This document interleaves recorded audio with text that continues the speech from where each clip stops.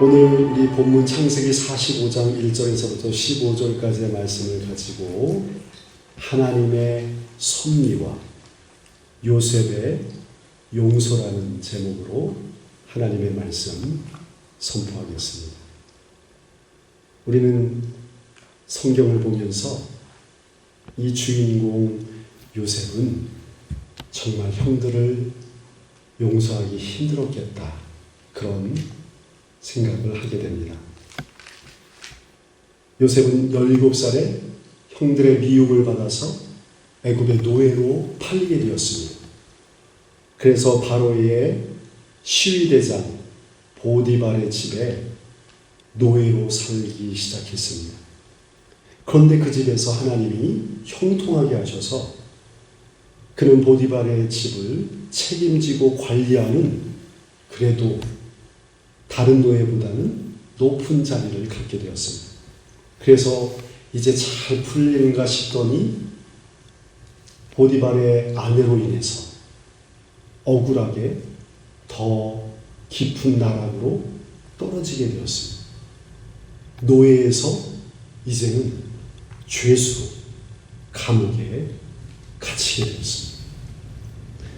그런데 하나님께서는 감옥에서 이 요셉에게 함께 하셔서 형통하게 해주셨습니다.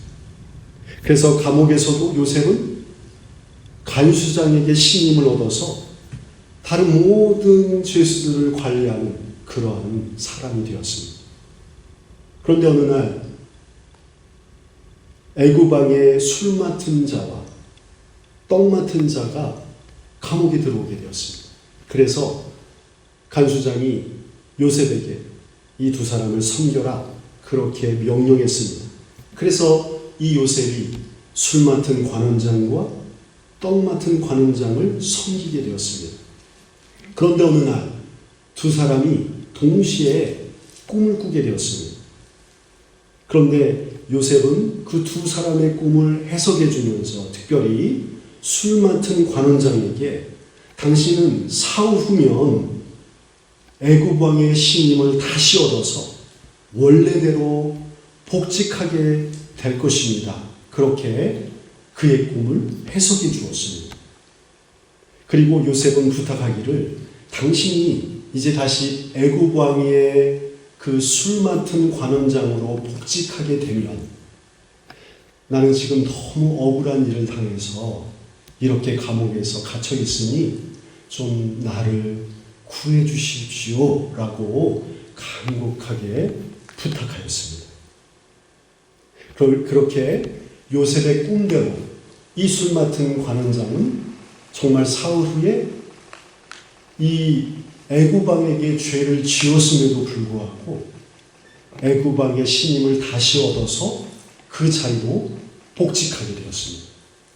그러면 우리 생각에 이 요셉 정말 내 꿈을 해석해 준 대로 내가 다시 그 높은 자리에 복직됐네 하고 이렇게 생각하면서 내가 요셉을 다 도와줘야 되겠다, 그런 마음을 갖게 되지 않겠습니까? 그런데 나가는 순간 요셉을 완전히 잊어버렸습니다. 성경은 이렇게 요셉이 억울하고 고통스러운 일들을 계속 당하는 모습을 보여주고 있습니다. 왜 요셉이 이런 고통을 당하게 된 거죠? 요셉이 당하는 이 모든 고통이 형들이 오래전에 이 요셉을 팔았기 때문에 시작된 것 아니겠습니까? 아마도 요셉은 힘든 일을 겪을수록 정말 형들이 나를 팔지만 않았으면 이런 고난을 당하지 않았을 텐데 하고 원망하고 괴로워했을 것입니다. 사랑하는 여러분, 우리 인생에 대한 질문에 우리는 사실 답을 잘 갖지 못할 때가 많습니다. 우리 어릴 때 그런 질문하잖아요. 왜 난 많은 집들 중에서 왜 이 집안에서 태어났지? 나보다 잘 살고 행복하게 보이는 집안들 많은데 왜 나는 이렇게 어렵고 가난한 집에 태어났을까? 저는 그렇게 생각했어요. 왜 이런 고통을 나는 겪고 있을까? 왜 나는 지금 이 자리에 이렇게 살아가고 있을까? 이런 질문을 세상 사람들은 해줄 수가 없어요.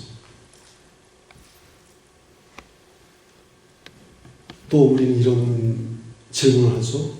내가 그때 그 일만 겪지 않았어도, 내가 그때 그 사람만 만나지 않았어도 내가 이렇게 고통당하지 않았을 텐데. 그렇게 원망하지만 이 세상은 절대로 답을 주지 못합니다. 감사하게도 저와 여러분은 하나님의 백성이기 때문에 답을 갖고 있습니다.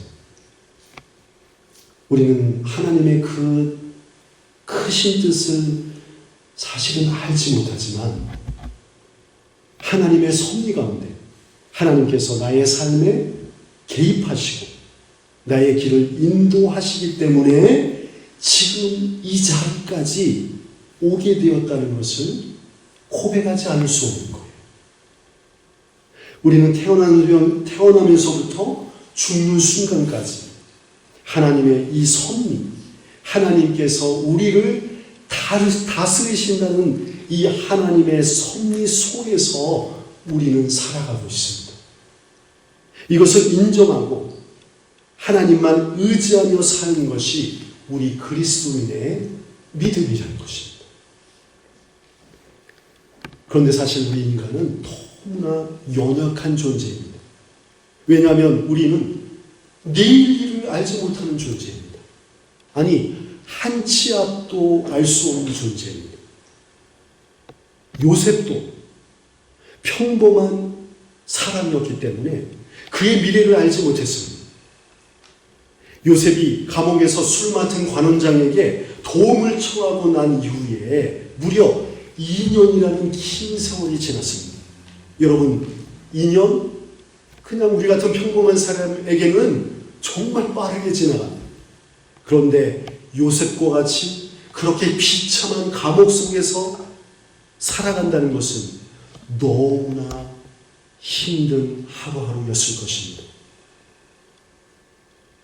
그리고 이제 요셉이 그렇게 감옥에서 고통을 당하고 힘든 시간을 보낸 2년이 지난 뒤에 어느 날 애굽 왕이 이상한 꿈을 꾸게 되었습니다.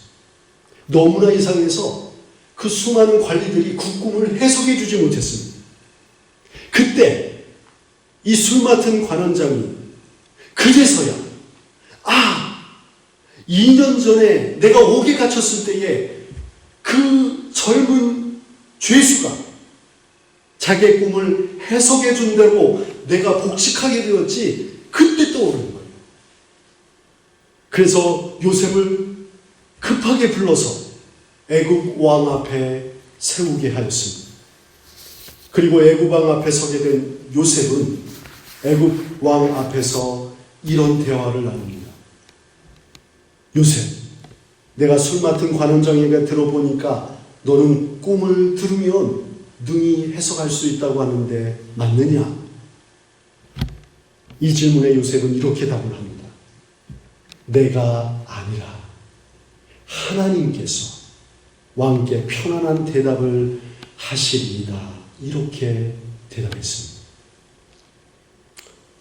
여러분, 2년 동안이라는 그 긴 시간 동안 감옥에 갇혀있던 이 요셉이 어떻게 이렇게 왕 앞에서 하나님께서 하실 것이라고 대답할 수 있었을까요? 감옥 안에서 그 2년이라는 긴 세월 동안 요셉은 무엇을 깨달았을까요? 여러분,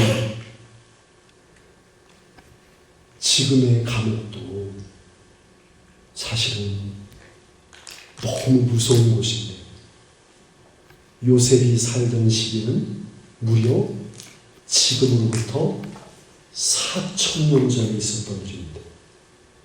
그러니까 감옥에 들어간다? 이건 그냥 죽으러 들어가는 것과 마찬가지. 캄캄하고 어둡고 비참하고 무서운 곳이 감옥입니다. 언제 죽을지 모르는 거예요. 그리고 더 이상 아무도 의지할 수 없는 곳입니다. 이 요셉도 마찬가지 아니겠습니까?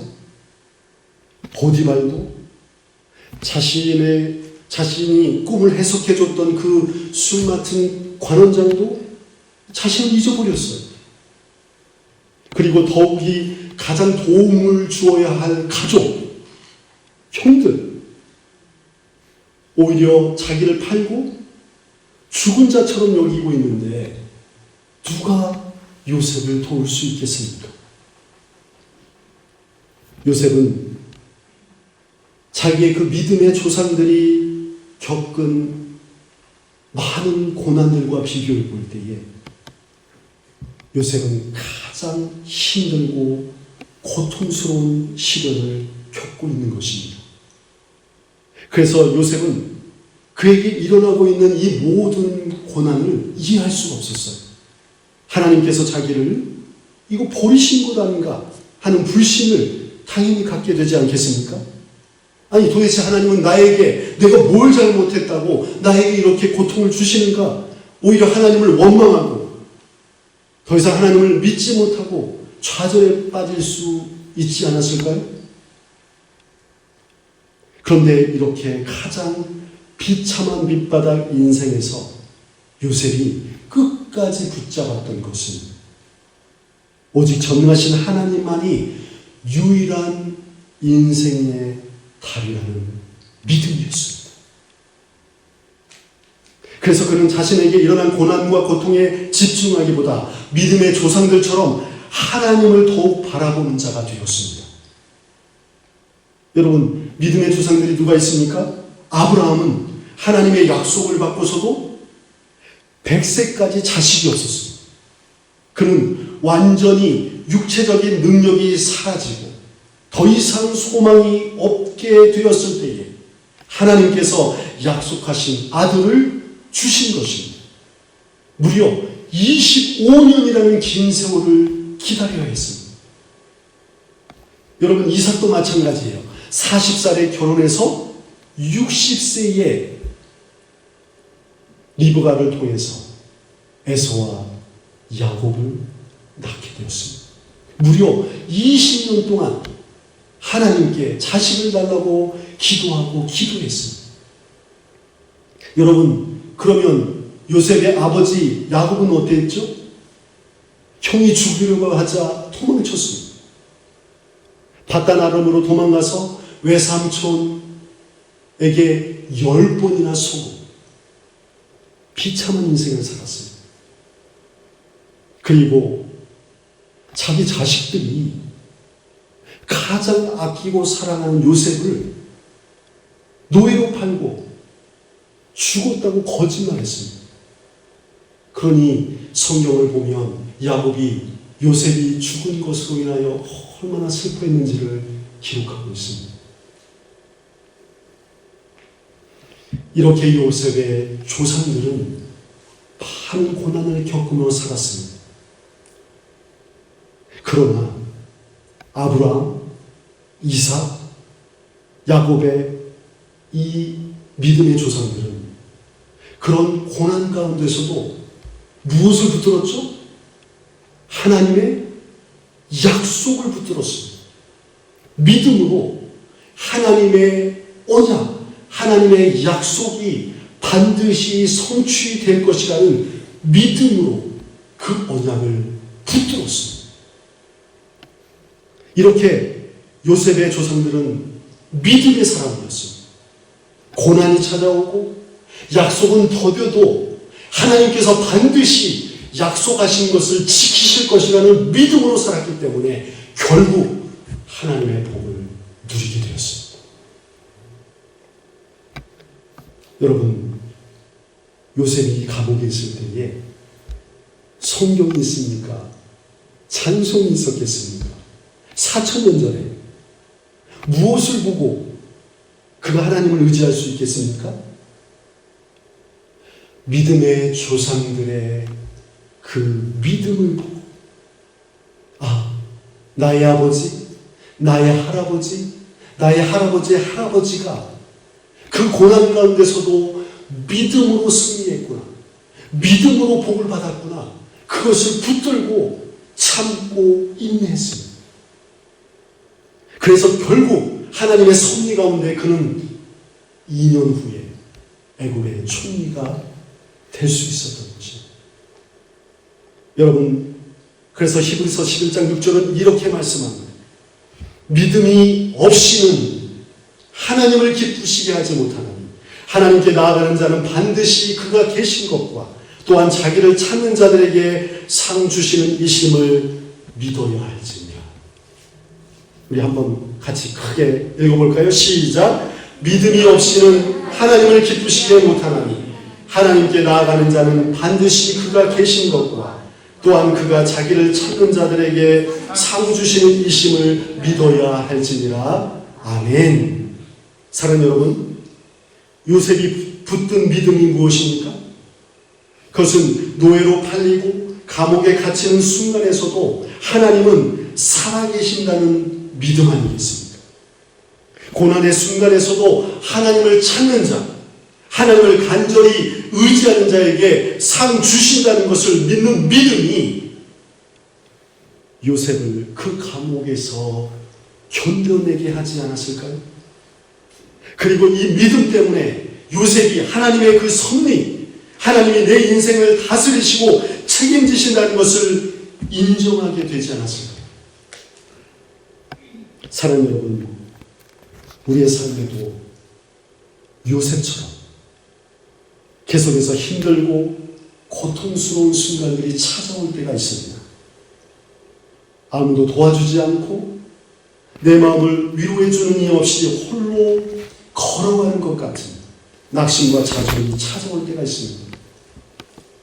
그래서 하나님도 보이지 않고 하나님을 원망하는 마음이 생기게 될 때가 있습니다. 그때 우리는 무엇으로 이 순간들을 견딜 수 있겠습니까? 어떻게 이 고난을 딛고 다시 믿음이 회복될 수 있겠습니까? 그것은 요셉이 감옥에서 경험했던 것처럼 우리도 믿음으로 사는 법을 배우는 것입니다. 아브라함처럼 바랄 수 없는 중에, 믿을 수 없는 중에 끝까지 바라고 믿는 것입니다. 감옥과 같은 고난 속에서도 하나님이 살아계셔서 우리 인생을 다스리고 계심을 믿는 것입니다. 아무리 기나긴 고난의 길이라도 하나님을 찾고 찾으면 만나주시고 우리의 문제와 고통을 해결해 주신다는 것을 믿는 것입니다. 이 믿음이 나를 살리고 이 믿음이 나의 가족을 구원하는 것입니다. 이 믿음이 하나님을 기쁘시게 하여서 고난 속에서 다시 일어서게 하는 힘을 얻게 되는 것입니다. 이 믿음이 끝까지 우리를 인내하게 하고 결국에는 선하신 하나님의 그 손길을 경험하게 하는 것입니다. 그때 우리는 우리 삶에 일어나는 모든 일을 하나님의 섭리로 이해하게 되고 나를 고통스럽게 했던 이들을 용서할 수 있는 힘이 생기게 되는 것입니다. 여러분, 요셉은 이 하나님의 섭리 가운데 노예 생활을 몇 년 했죠? 얼마나 했는지 아세요? 노예 생활을 11년. 그리고 감옥에서 죄수 생활을 2년이나 하게 되었습니다. 그렇지만 그것을 끝내고 애굽의 총리가 되었습니다. 그래서 총리가 되어서 형들을 다시 만난 그 자리에서 요셉이 이렇게 고백합니다. 5절 말씀에 당신들이 나를 이곳에 팔았다고 해서 근심하지 마소서, 한탄하지 마소서. 하나님이 생명을 구원하시려고 나를 당신들보다 먼저 보내셨나이다. 그리고 7절, 8절은 이렇게 말씀합니다. 하나님이 큰 구원으로 당신들의 생명을 보존하고 당신들의 후손을 세상에 두시려고 나를 당신들보다 먼저 보내셨나니. 그런즉 나를 이리로 보낸 이는 당신들이 아니요 하나님이시라. 하나님이 나를 바로에게 아버지로 삼으시고 그 온 집의 주로 삼으시며 애굽 온 땅의 통치자로 삼으셨나이다. 요셉은 이제 이 긴 고난 가운데서 믿음이 무엇인지를 배웠습니다. 그래서 요셉은 3번이나 하나님이 나를 이곳에 보내셨다고 고백하고 있습니다. 이게 무슨 뜻이죠? 형들이 요셉을 노예로 탄 것은, 이것은 세상에서 가장 악하고 용납할 수 없는 큰 죄입니다. 아니 어떻게 형들이, 피를 나눈 형제가 아무리 동생 밉다고 죽이려고 하고 노예로 팔 수 있겠습니까? 절대로 용서할 수 없는 죄입니다. 그럼에도 불구하고 요셉은 그 형들의 죄로 인해서 자신을 애굽으로 먼저 보내시기 위한 하나님의 섭리로 이해하고, 형들의 죄는 결코 용서할 수 없는 죄이지만 하나님의 섭리를 의지하고 용서하기로 결정한 것입니다. 여러분, 우리는 이런 하나님의 섭리를 이해할 수 없습니다.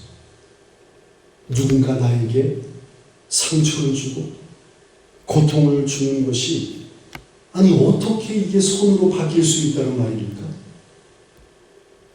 만일 요셉과 같은 일이 나에게 일어난다? 그래서 믿음으로 이겨내고 하나님의 섭리 가운데 악을 선으로 바꿔주신다? 그렇게 고백할 수 있겠습니까? 너무 힘든 일입니다. 우리는 그저 이 세상에서 평안하고 무탈하게 걱정 근심 없이 살기를 소원하고 원합니다. 그런데 지금 우리에게는 요셉과 같은 고난은 아닐지라도 우리의 마음을 무너뜨리고 우리의 마음을 상하게 하는 작고 수많은 공격들이 매일매일 다가옵니다. 경제적인 문제, 자녀의 문제, 사업의 문제, 관계의 문제, 삶에서 일하는 수많은 일들이 우리를 넘어뜨리려고 합니다. 그때 우리가 붙들어야 할 말씀이 무엇입니까? 어떤 믿음으로 이 고난을 이겨낼 수 있겠습니까? 로마서 8장 28절 말씀입니다. 우리가 알거니와 하나님을 사랑하는 자, 곧 그 뜻대로 부르심을 입은 자들에게는 모든 것이 합력하여 선을 이루느니라. 우리 함께 같이 크게 읽어보겠습니다. 시작. 우리가 알거니와 하나님을 사랑하는 자, 곧 그의 뜻대로 부르심을 입은 자들에게는 모든 것이 합력하여 선을 이루느니라.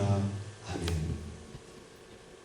사랑하는 여러분, 우리가 사는 이 세상은 갈수록 신종 바이러스와 새로운 질병들이 우리의 건강을 위협합니다. 그래서 이제는 감기만 걸려도 보통 힘든 게 아닌 거예요. 살면서 우리는 여러 질병에 걸리고 또 아픈 일들을 많이 겪습니다. 여러분, 만약 우리가 큰 질병에 걸리면 누구를 찾아가죠? 패밀리 닥터를 찾아가게 됩니다. 그러면 닥터는 여러 가지 증상을 물어봅니다. 그래서 항생제가 필요한지 소염제가 필요한지 체크합니다. 때로는 항생제나 이 소염제가 위장을 상하게 할까봐 또 위장약을 첨가합니다. 그리고 영양제도 첨가해 줍니다. 때로는 아파서 잠을 이루지 못할까봐 수면제도 조금 넣어주기도 합니다.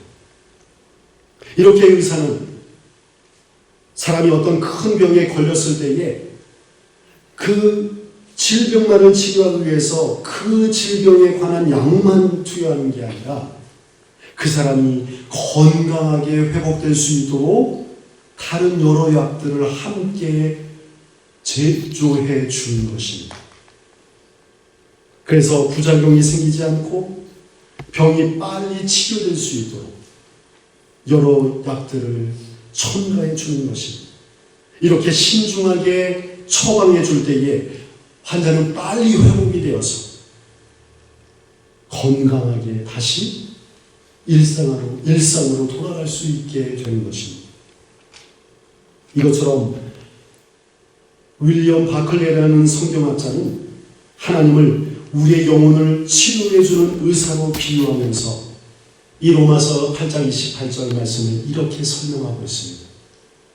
매우 신중한 의사처럼 하나님은 하나님을 사랑하는 자들을 위해 모든 것을 선하게 혼합하여 처방해 줄 분이십니다. 사랑하는 여러분, 우리가 사는 이 세상은 죄로 인해서 너무나 많은 고통과 아픔이 있습니다. 물론 사랑과 기쁨과 행복도 가득해서 얼마나 좋은지 모릅니다. 그럼에도 불구하고 미움과 슬픔과 원망도 가득한 것이 우리의 인생입니다. 우리 믿는 자들에게도 마찬가지입니다. 하나님의 은혜 가운데 복을 누리고 말씀 때문에 행복하고 예배 때문에 기쁨을 누리지만 우리는 여전히 죄로 인하여 슬픔을 맛보고 고난을 당하고 용서할 수 없는 상처로 시달리기도 합니다. 이때 우리 함께 읽었던 히브리서 11장 6절 말씀 그리고 로마서 8장 28절 말씀을 붙들고 믿음으로 이겨내야 되는 것입니다. 윌리엄 바클레이가 해석한 것처럼 우리 인생에서 일어나는 이 수많은 질병들, 미움, 다툼, 시기, 질투, 고난과 상처 등을 치유하기 위해서는 가장 위대하시고 전능하신 하나님 앞에 우리가 그 모든 문제를 가지고 나가서 하나님만이 나의 가장 위대하신 영혼의 의사이신 진정한 치료자이신 저의 이 모든 고난과 고통을 치료해 주시옵소서라고 우리의 모든 문제를 하나님께 맡겨 드려야 하는 것입니다. 사랑하는 여러분, 하나님만이 우리 안에 있는 모든 미움을 가져가시고 용서를 처방해 주실 수 있는 분이십니다. 우리를 죄와 사망과 죽음에서 구원하시기 위해서 십자가에서 죽으신 그 예수님의 보혈만이 우리의 모든 질병을 치유해 주시는 진정한 치료약이 됩니다. 예수님의 사랑은 이 세상의 모든 고난과 고통의 질병을 다 치유해 주실 수 있는 능력의 약입니다. 내가 아무리 큰 상처가 있어도 이 십자가의 사랑으로 치유되면 누구라도 용서할 수 있는 능력을 갖게 될 것입니다. 사랑하는 여러분, 요셉은 그 많은 고난 가운데서도 이렇게 믿음으로 하나님께 나아갔습니다. 그리고 요셉은 모든 것이 합력하여 선을 이루게 하시는 하나님의 그 크고 놀라운 구원의 능력을 경험했습니다. 우리도 요셉처럼 믿음으로 하나님께 나아가서 합력하여 선을 이루신 그 하나님의 구원의 큰 능력을 경험하는 저와 여러분 되시기를 예수님의 이름으로 축원합니다. 아멘.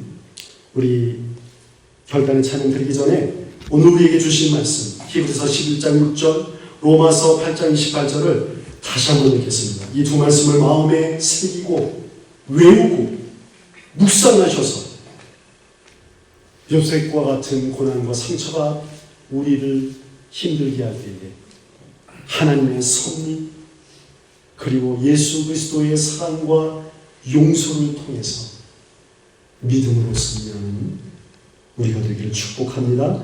우리 다 같이 다시 한번 히브리서 11장 6절 말씀 같이 읽도록 하겠습니다. 먼저 시작. 믿음이 없이는 하나님을 기쁘시게 하지 못하나니 하나님께 나아가는 자는 반드시 그가 계신 것과 또한 자기를 찾는 자들에게 상 주시는 이심을 믿어야 할지니라. 아멘. 로마서 8장 28절 시작. 하나님과 의원이와 하나님을 사랑하는 자 곧 그의 뜻대로 부르심을 이룬 자들에게는 모든 것이 합력하여 소원을 이루느니라.